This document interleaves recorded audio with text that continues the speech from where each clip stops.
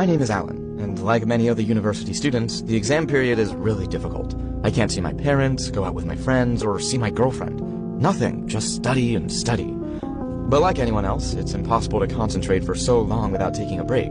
And that's when my story begins.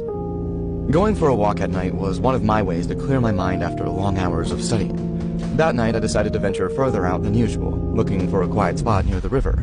At that time I knew there were missing kids near the lake, and there were even crazy theories that the culprits were men with masks on their faces.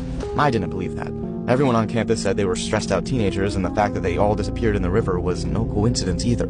Since all these people wanted to take their lives, they chose to do it in a meaningful way to feed the legend. The campus was deserted at that hour. I guess the assassin myths were an advantage, as it could be quieter.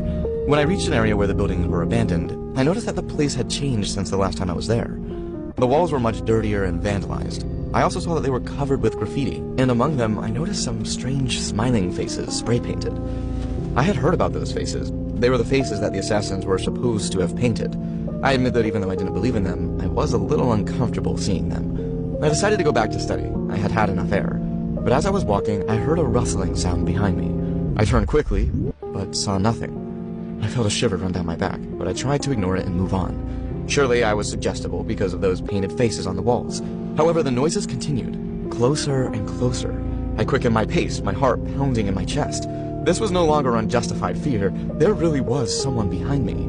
Trying to scare whoever was behind me, I grabbed a rock and turned around, inviting whoever was behind me to turn around. Suddenly, as if accepting my invitation, I saw 3 figures with smiling masks emerge from different trees behind me.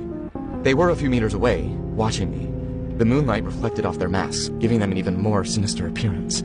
They did not speak to me, they did not run to attack me, nor did they prepare to fight. They were just standing